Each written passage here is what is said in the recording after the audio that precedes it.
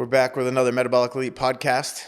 Mike Potenza, the co-founder of Metabolic Elite, and my great friend, not even good friend. It was good for a while, but then it became great. Cal Dietz, University of Minnesota, director of performance. Cal and I go very far back. My first interaction with Cal was I was at the University of Wisconsin working with hockey. Cal was at the rival Minnesota Gophers, University of Minnesota. We had a mutual friend from Boston University, Maria Hudzik, who was an amazing athletic trainer, who said, you know what, Mike, if you're moving out to Wisconsin, you got to meet Cal. And I said, yeah, no problem. And felt a little tough going into hostile territory, but it couldn't have been more welcoming. And I think I almost missed the game that day because we were hashing it up and we just went down a deep dive, a deep rabbit's hole, and kind of a deep bottle of scotch. I think it was after the game, but at some point. But it was. We've created an amazing friendship, and as I said earlier, you know, couldn't think about beginning Elite with Jim without a great group and Cal being part of that group. So yeah, thanks, Mike. I appreciate you having me, and yeah, we've had some great conferences over the years and enjoy things and hashing a lot of things out, right? So it's been a pleasure, and I think we. The best might lie ahead here with the effects we're going to have on people with the products at Metabolic Elite that we have and the results that we're able to see. It's pretty profound. So, and then when you just get a bunch of people that feel that are always asking questions, like at dinner last night, the amount of the question popped up, and then everybody jumps on their phones to solve the problem, right? Yeah. So that was pretty. Take notes. Well, you're just like, okay, this is a good think tank, right? Yeah, So, and then the questions start going, and everybody's getting excited, and it's when you're in that community of people, right? You're just the like-mindedness, because I find that if not everybody thinks like that. Yeah. Right, and that's what you've put together with you and Jim being able to put this together. It's been a pretty profound thing. And we're all trying to solve the same problems, right? So we're, leaning on when you talk about you can have a good network, and this is what a true network is about.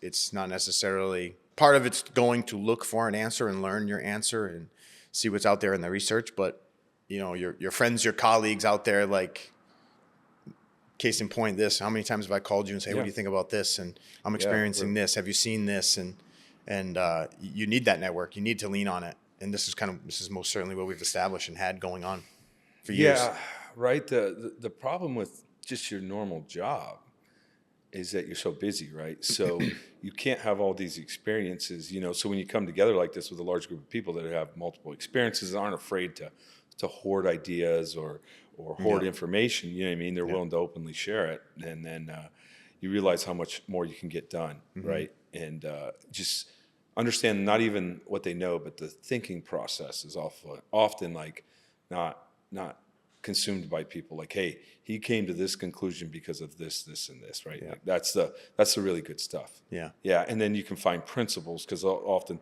concepts are great, but learning the principles are often the big factor, so that you can apply it. Like if this is absolute and this seems to be the trend, when Jim tells me something, then it usually applies to a lot of other things. Right. You know what I mean? Yeah, so, absolutely. Yeah. And we have experts in different areas here. Mm-hmm. You know what I mean? Experts in different areas. So that's the magic. Yeah. You and I have worked, predominantly I've been in pro hockey. You've been working at the college level, but also with pros and Olympians. Yep. Right. Let's discuss like our go-tos for our athletes, like the non-negotiables from a nutrient level standpoint during the year to get them through the year, the small trends we see that have to be present for them. Like based on, you've analyzed blood work across the year and the years, as well as I have with San Jose and even a little bit with the Warriors, but some of the trends that are pretty simple to identify, but with that blood work, and then it makes sense to say, all right, here's some foundational things that we have to make sure that are present for our guys. Yeah. Well, as you know, like magnesium's obviously a premium because they just always seem to be low. Mm-hmm. And what's the true reason for that? I'm not sure, but they have a lot of output, right? So sweating, whatever it may be, and then how many interactions that's involved in the body, 300 plus maybe, right? Yeah. Yeah. At a metabolic level, to be safe, it's 300, right? And then downstreams of that problem, omega-3s are a big one, in my opinion, for healing and just brain function, obviously. And, and just making sure they're getting enough of the proteins and the timing of it, right? Making sure, which it has become more of a problem because, even with the proteins, the allergies. Right. As we've seen blood work and all kinds of things, you get a histamine response from whey protein because how many people, whey protein is cheap to make on many fronts of food. How much whey protein have these athletes been pounded with over the years? Right? That have an allergic response to it. To protein. To a micro level. It's pretty amazing. And one of the things I learned really quickly when I got my HRV devices, I had a pro athlete test, and he just kept testing horrible. And this guy, he's still playing today, and this is like 12 years ago. So he's captain in the NHL All-Star. And you're going, why is he so bad on his HRV? He wakes up, he says he feels great. And then he would have, and his wife even took cooking classes and nutrition classes to make sure they're eating correctly. Yeah. So his morning deal was a really high quality coffee and an organic grass-fed protein shake with a good amount of fruit, carbs, and she was doing an amazing job for him. And he would have bad HRV. So after 3 days, we were like, all right, let's switch that up. Yeah. We went to a plant-based protein and green tea. Guess what? Phenomenal for the next 2 days. So then we were like, well, let's go back to the whey and the coffee. And we're talking really good coffee, like organic shade-grown coffee, like polyphenols through the roof, right? They did it right, I'm saying. And then you're sitting here going, okay, and the HRV went worse. So we knew then it might be the coffee, the shake. And we did a food allergy test. Guess what? They were allergic to whey protein and the coffee, actually. Yeah.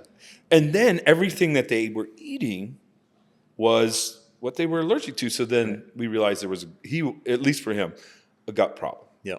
So very similar story. And, one of those aha coaching moments, but also embarrassing, is that early on we had, this is right around the time we started doing blood work regularly with sharks, and probably 2012, 2013. And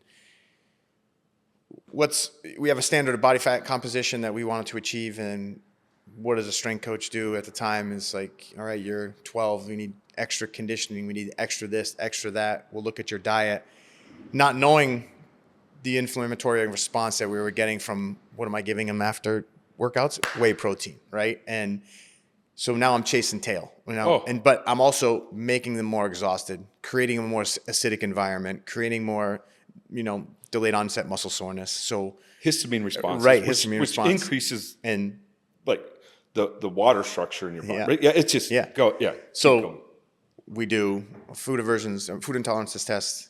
Comes back, whey, cheeses off the charts. Red zone. We take those out, body composition changes immediate, like gut health immediate, like players saying, man, I don't have to go to the bathroom after I have that post-workout shake. And I'm like, what? So it's such a simple thing. It's such a simple thing. And we sometimes can overlook that. We can overlook the simple, Well, you're allergic to something, and it's just a compounding effect on a negative metabolism response, right? Because the body says, this isn't good for me. I got to protect myself on many fronts, and fat storage and the inflammation. And think about that. You're starting the season in this stress state. It is only going to get worse and worse as you take the metabolic courses in our Elite Minds course that we're going to talk about, like the downstream effects and the tentacles that reach out because of these problems are pretty profound. And you're going, this is why over the years, I'm like, why can't one training program or a concept fix that works for 10 athletes? How am I missing it with these two? Right. How am I? Well, it's not your fault. As a strength coach, these coaches, you're going, like, don't blame yourself. You got to get to the bottom of this, right? And quite often, team physicians, they're not educated to the level of Jim that's wrote the metabolic code. He's coming out with metabolic code 2, right? All these, how many thousands of publications is he in? Right. So you're going, and it's not their fault. This is what Jim does, right? And you're going, this is just something that we have to start to uncover. Right. You know what I mean? And I knew I had to go down the route, but years ago when you invited me to the first metabolic course, I was like, I know I mean, I had already read a number of books and Jim's books. I'm like, I'm here. I'll be there. Yep. And you're sitting there going, in this course, I'm going, oh boy, there's a lot here, right? Even though I had already dug into stuff, and I'm sitting there going, yeah, this is a prime example of an absolute professional digging into this for 2 decades, 3 at the time, 3 decades by then. And I'm going, yeah, this experience, I can't learn this. Even if I learned it all from Jim, there's still things that are left undone, right? So the testing and the strategic and the precision nutrition part of this with Jim's stuff is unbelievable. And that mapping course, it's also when you look at blood work and you look at the responses to these nutrients that we see are deficient commonly for the athlete during the year. Yeah. For me, it was okay, you're high or you're low. And especially when our team physicians were looking at these markers now that I wanted to look at, their view is, okay, you're high or low. You're either too late or, you're early. But Jim's work through the metabolic code and the whole analysis, including the questionnaire that leads into the blood work, which is spot on, and Jim will tell you that from 40 years of research, is that Jim's like, okay, marker really low, marker trending low, marker in a good place, marker trending high, marker way too high, so you can catch, even with our daily diagnostics, we can catch on the path to being it's too late, or no, it's early enough where we're still good, right? So the detail of that report is phenomenal, in that way. We'll go back to other things that you've seen with the athletes that are too low. I will add, we, from experience with our blood work, we had oddities that kept showing up amongst our guys later in the summer. So now we're trying to, we have 25 to 30 NHL players back in San Jose training, prepping for training camp, right? And at the time, really close to camp, we would do the blood work because it was pretty invasive and we were collecting a lot of vials and whatnot. But markers come back, we review them, selenium, copper, numerous magnesium, other trace minerals popping up, and I'm like, Jim, why these are odd? Like, I know what they are, but why? And he's like, what are you doing for training? And I'm like, we're pretty anaerobic right now. We're strategically getting them ready to tolerate lactic acid, and have an aerobic component, but we're working, to be ready to cut volume, allow for adaptation, allow for supercompensation, then go into camp. And he's like, you have such high anaerobic drive right now. You're taking away your trace minerals. Like, you got to make sure you can put those back, in whether it's green drinks or whether it's an additional, supplement, that Jim would turn us on to. I'm like, okay, that makes sense, because we're so driven conditioning wise, and that's what scares everybody going into a camp and scares players about a coaching staff's test that's coming up. But so right, and those just get when athletes are highly stressed, those trace minerals get stripped out extremely fast, and that's what we're talking about here, right? So they just burn those things at a high level, because really, I mean, humans theoretically shouldn't be involved in 80. Let's say they go to the weight room and it's a heavy load of stress. Really, it's a sprint, right? So we weren't supposed to be stressed for 5 to 10 seconds. 80 to if they go on the ice, it might be 200 times that. Yeah. During the course of the day. Right. Yeah. It's not supposed to work that way. Yeah, you're getting chased by tigers. Right. Yeah. You don't make it that many sprints, right? Yeah. Like, so the thing, and that's the thing. Like, we're not talking. The system really wasn't developed for that type of stress, right? Yeah. But we put it on them. So people say, well, is this natural? Well, there's nothing natural about our lifestyle or environment. Like, this is why testing is absolute. You know what I mean? To get those results and find those minerals and all the things that. And hey, we see a trend here, but it doesn't mean that everybody's that way, as we know. Everybody's genetics are different. They respond differently towards the stress, right? So they're here because, hey, their genetics got them here, but ultimately we don't know what the end point is, right? Or the limitations and why they're not absorbing this, taking that. So these are all things that absolutely have to be done if you're going to compete or perform at a high level, whether you're in sports, whether you're in high pressure jobs. It's all the same. Your body doesn't, you might be exerting a little bit more energy in the high pressure sports, but it's still the same stress levels. Yeah, absolutely. In our environment, you mentioned magnesium, and when you hear Jim lecture, and he goes out of his way to talk about and identify magnesium and all its functions, like it's like air, like it's with us all the time. You know what I mean? Or it comes up as an important nutrient all the time. Linking this to sleep, what have you done in the past with athletes in terms of getting them to utilize the most, probably Kevin says it's the most important recovery tool out there, and rightfully so, most certainly, definitely on the top of the list. But what have you done in the past from a magnesium standpoint? What have you seen with athletes? Yeah, well, the big one is I do like to take it at night, right? Yep. But even after practice, if you're going to take another dose, maybe take it after practice with the team meal, right? Like so, in the different types, Jim obviously goes over it in his courses, right, of things that affect, which are absolutely on. And the problem with the low magnesium is that once they get in a vicious cycle, like you can't calm yourself down. Right. So then your sleep is not excellent, right? I've seen it change deep sleep and the amount of deep sleep they can get into, right? And even I'm not sure about REM, but I'm pretty sure it has to have an effect. So those two qualities when you're sleeping, REM sleep and deep sleep, you're going, like if there's a low magnesium, there's got to be a problem, right? Like there's a problem with those sleep. They just can't get to the deepest levels. Right. Dreaming obviously is an important aspect, or being able to remember those dreams. You know what I mean? So, and then the quality of what they're doing before, like you're going, hey, blue lights right before bed. Like, you know what I mean? Yeah. The lighting in your house, like tone it down, just make it a little more dark, Right. Also, I found that the evening sunlight, like the last hour of sunlight, can help tone take your circadian rhythms and put them in the right place so that it calms you down. That's a big one. Almost like a reset. Right? And I'm a big fan of, on many recovery, one of the best recoveries is a 10 to 20 minute walk, right?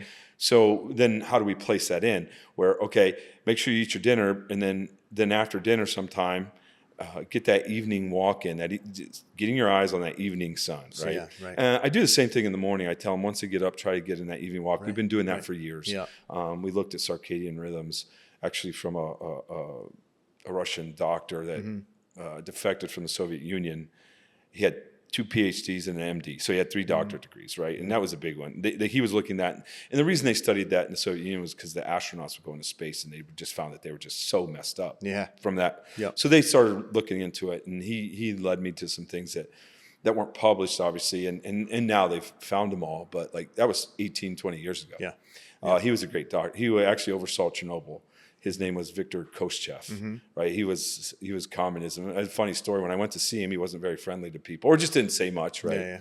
But what do you do when you're meeting in Russia? You take him vodka. And he opened up his doors to me, and we got to sit there and chat and enjoy each other. And I was like, yeah. So I just was the only person that ever brought him vodka. Yeah. Right? Yeah. So that's why he was so, uninviting. Well, and the adaptogens, actually, so...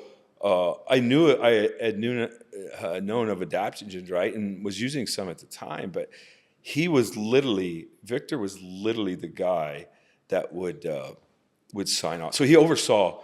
There's 2 main doctors: there's a public health doctor and a behind-the-scenes doctor, right? And apparently he was the main doctor, and signed off on all the research funding. And they thought adaptogens, essentially, what he told me, might be the cure for cancer, right? So with your ability to handle the stress, and they looked at things a little differently, and he would sign off and got to read all the research on all of them, right? So, and he told me about the good ones and things that we obviously know now, but something like along the lines of cordyceps, how effective that is in oxygenating the tissue, right? But if you're taking that at high stress times. And I have found that the cordyceps, you're sitting here going, hey, if I just do let's say even on a recovery day, I don't need to do a hard workout. I just want to do a recovery. You take it, and it's like the recovery levels are increased just by doing Yep.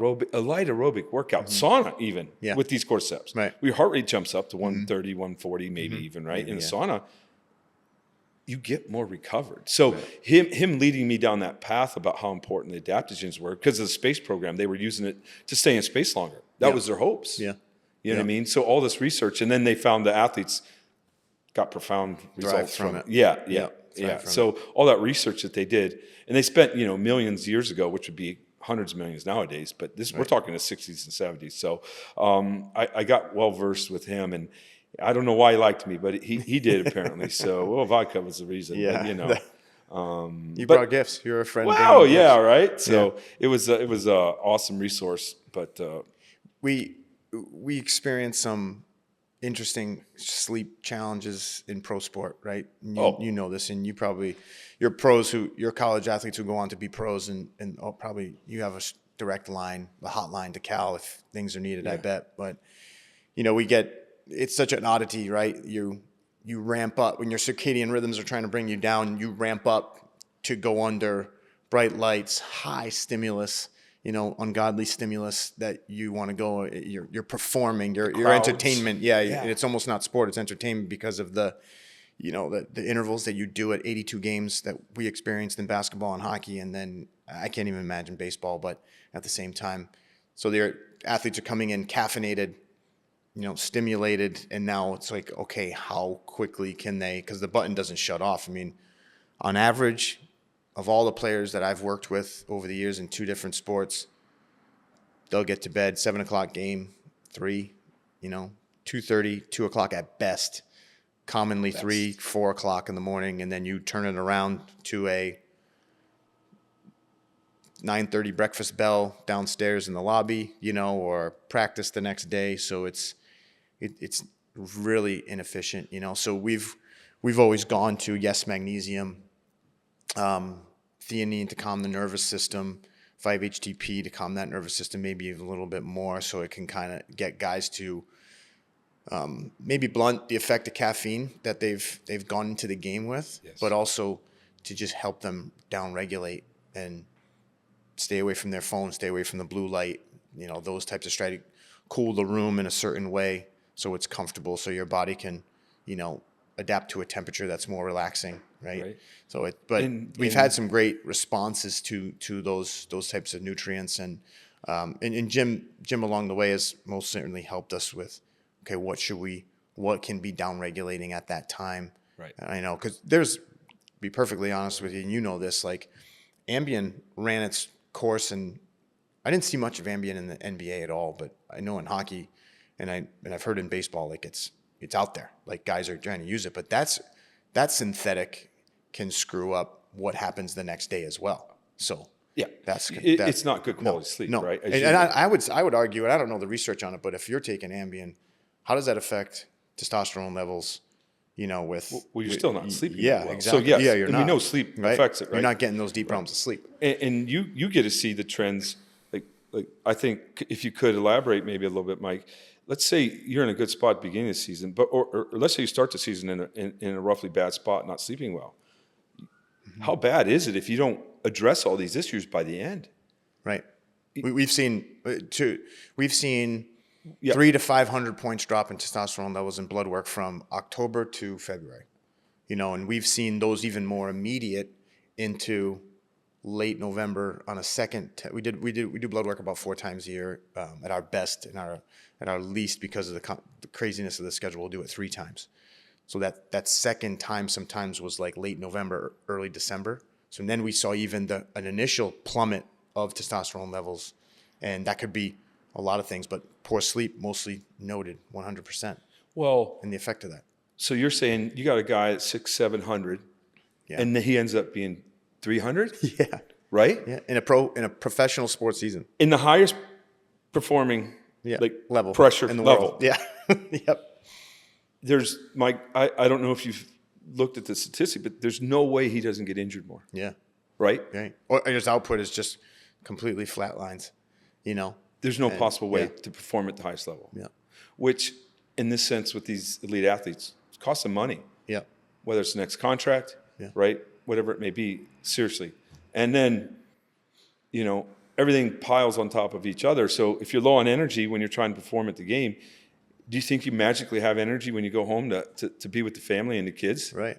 You don't. Yeah, exactly. How do you concentrate on the game? How do you be a father? How do you be a significant other, husband? How do you focus on life outside of, how are you taking in information tactically in the second half of the year, or even trying to continue your skill work when you don't have it and you can't recover, by the way, Yeah, the list is long. There's a lot of variables in this whole thing that you need a comprehensive blood test to actually figure these things out, right? And it's not an if or them absolute algorithm formula for everything. There's so many variables that apply, right. And that's the magic with Jim's metabolic code in regards to the blood testing. You're going, wow, so much is associated. And again, I'll say this again, he just doesn't read research. How many pre and post tests has this guy done to make changes? Mm-hmm. That's the magic. In his system, right? That is the magic. Mm-hmm. So we're just lucky to be a part of it, right? And to stand on his shoulders as we get to help people, right? So, I mean, you run that metabolic code and you just tell my athletes, hey, let's do this. And then they're like, hey, this is awesome. Like, thanks for, I'm like, look, this is not me. This is Jim, right? Yeah. And you can't imagine the level of detail that's gone into it. Yeah. Jim and I have worked on several athletes who were down that rabbit's hole and with numbers being in the tank throughout the season. And Jim's work to help pull them out of it has been life-saving from a professional standpoint. And when you see the athlete look at you in February or March and be like, this is the best I've ever felt, I'm like, I can tell, the exuberance, them being vibrant at that time of the year and not hitting. I know I've used it and it's a like cheesy cliche, but that second half of the season wall, they hit that wall. Veterans are a little bit later and they can kind of manage it because they've gone through it. They live that life experience of the year. But rookies, it could be multiple walls, and that's what kind of helps save them and gets them out of that. And you're talking a 22-year-old athlete. Yeah. People think, oh, they're extremely healthy. Well, they would be if they weren't playing and flying around like this. Yeah. We have college hockey players who are going to play next year, high draft picks that are going to play 2.5 seasons in one. Like they're going to play 2.5 college hockey seasons in 1 year. Yes. That's, to say it's shocking, it's going to be shocking. It's crazy. Canadian junior or kids coming from junior hockey in Canada are going to play a season and a half. Yes. Really, not prepared. They're not prepared. No. And you need these interventions. Well, they've never felt the way they're going to feel. Right. And they don't have the answer for it. No. Right. Right. So then, and look, I know one of the athletes that you've trained for a long period of time, and he's probably played 18 years now, and we're not going to say his name, but 18 years in the NHL, and like the things like, and people think, oh, he must be ideal, but anything but ideal. But the support that you've given him over the years to get to play that long has been absolute amazing. And I know this guy, and he's a legend. And you're going, wow. I mean, the work you've done with him and there's been how many? It's not just been one thing. No, it's different. It's profound. The stories you told me, I've only chatted with him a few times, but like, it's pretty awesome. Yeah, he's committed, very committed. You need that. But the point is, early in his career, things could have went south really quick. Right. You find things. The next time, it's something else over here. We're aware. It's just like it's like cracking a safe at some point. But it's not that hard when you got the numbers and the testing, right? Yeah, absolutely. That was a great job with him, by the way. He's had a Hall of Fame career, to say the least. I told him, I was like, you may want to switch jobs.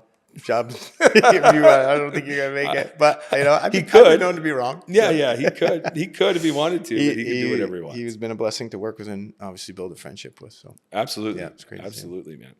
So, and then any other things you've seen, especially in the pros, like in the playoff runs, you've made a number of playoff runs. Like, what was the big things that you saw that late in the season, like absolute, was it insulin sensitivity that you see just deteriorated, or what other markers or nutrients you felt? We saw blood glucose levels trending high, and with simple blood glucose monitoring on some guys, and the concern for that came up from the mapping course. If you remember, Jim's like, these are easy things to do. Test the blood glucose daily. Test your HRV. Test your resting heart rate. simple things, like just simple things to keep track of that are not invasive or scheduling heavy where the guy has to actually go somewhere else to get monitored. We can do it in-house. Yeah. We had several, and my concern as soon as he said that, I was like, we eat late. We eat real late. Our biggest feeding of the day on a game day and in basketball and hockey, you're playing 12 to 15, 12 to 16 games a month. So that's almost an every other day cadence, right? Yeah. Our biggest feedings of the day on game day are after the game. And that's when we need to downregulate. And that's when we have to travel. And that's when we're getting into cities or getting home into bed by 2, 3 in the morning. So we saw an uptick in regular blood glucose levels on guys where they should be around 80 to 85, 85 to 90, but they would ride at 195 to 105, on a normal day, on a practice day. In the morning, fasting. Yeah, fasting in the morning. Yep, Yes, sorry. Yep. But so are we leading them down a road of course we are. Becoming pre-diabetic? 100%. Now, and again, we're talking guys with careers 10 plus years. So this trend has been happening. We're picking at this scab for 10 years, plus some 20. So that was concerning to get on top of that, and how we plan. So, well, I think as you said, HRV going along with this, like there's tools out there now that you can wear at night, and I think at night is the best way to do it, right? Wearing getting your HRV and your readiness, and that's just an indicator. You don't know what's going wrong, whether it's glucose levels, insulin sensitivity, testosterone, but when you see an HRV problem, that then to me raises the red flag. There's so many devices out there that we can test that with. Now we got a trend that's going low. Now we just got to figure out what it actually is. And this is where the secondary testing comes in regards to maybe, hey, we tested you at the beginning of the season, then you drop, hey, we got to test you to figure out what is actually going on. Yeah. So then do you go real easy? Do you do a blood glucose levels, right? Do you do saliva tests for pH levels? Okay. Just something to really start it and then say, hey, because we don't want to test athletes all the time, but and they don't want to either because if they feel great, but ultimately that HRV is a great look. It's like the red light in your car. Hey, there's a red light. Don't know what it is, but we use HRV. We got and even if there's 2 days of red light, but that can be fine. It's just if we have an answer for it. We've been traveling, awful, and as you know, that late night feeding. There's no possible way to get a good night's sleep. No. Especially you played a game, you're caffeinated, stimulated, and a late night feed. Right. The absolute. You have to be a world-class sleeper to actually get the highest quality rest. And better solutions that we came up with were, when we're on the road, when we're at home or we're on the road, we would always schedule like push the practice out, push the meeting out, like. We don't need to meet at 11 o'clock. We don't need to get guys up at 9 a.m. Like push everything back so that they have that ample time to rest. Push our travel. Maybe we stayed in that same city before we traveled to keep us on that time zone and not to disrupt circadian rhythm. And we had success with it. Statistically, when we stayed in the same city that we played in and then traveled, multiple time zones, and that includes back home, that next game, we're lights out. You're better. You can go back and look. Anybody can go. Like, don't take my word for it. You can look at the stats over the years, and I'll tell you when we stayed in the cities and it was markedly different. Like we were way more successful. You're sleeping in a bed versus in a plane. Yeah, I know myself. Like I can't sleep in a tube. Right? If you look at it, there's really a tube. Plane, bus. I just can't sleep in tubes. Right? Whether it's a train. I remember the trip to China. I was up for 36 hours. I wasn't that tired, but it was 36 straight hours because we jumped on the plane, we had to fly to another country for the Olympics. Yeah. And you're going, this is awful. Yeah. I can't sleep on a plane. And, but here's the other thing. The young guys are great on your teams, I'm sure. But the veterans who have kids that get them up at 6 every day, they go to bed at 2 or 3. Yeah. They might wake up at 6 or 7 anyway. Yep. To be able to lay in that bed and maybe get another hour. Yeah. That's magic, right? Yeah. Yeah. And And that's really sleeping in the bed that night. If you can get into the bed by 2:30 or 3, I think is a big deal. Huge, as you saw. Yeah, and obviously the management was about it then. Yeah, we explained it, and with both scenarios, with both leagues, because hockey stress and basketball stress are very different, but you're still human beings, right? There's still systems that need to adapt to these challenges. You know, like there's no different. I saw no difference getting it at 3 a.m. with basketball as opposed to hockey. Really, it wasn't. The only things that we didn't have to change customs a lot in basketball, which was nice. Yes. You know, but still, it was still late nights. It was still West Coast team, crazy travel, no pattern to it. You know, but no, there's so many variables of why somebody's not performing or why they're performing all the time, right? And it comes down to the athlete too, what they're willing to do. You know, I tell my college kids, I train a lot of pro athletes, but I've trained less professionals. And they're like, what's the difference, coach? I'm like, pros, they get paid for what they do. Professionals do what they're supposed to do when they're supposed to do it all the time. I love that. And there's very few of those professionals. Now, a guy may start a pro career, but ends up being a professional because he realizes he's got to be a professional, right? And it doesn't matter what you're in.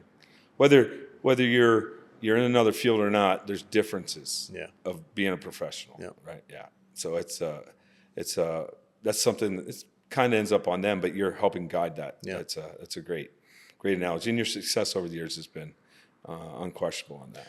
Well, much like the pro athletes and professional athletes that I'm going to steal from you, I've stolen a lot of things over the years, so a lot of credit has to go back to you. So thank you for this. I love chatting with you. We're going to have many more of these. This was great, as always. Absolutely. Yeah. Pleasure.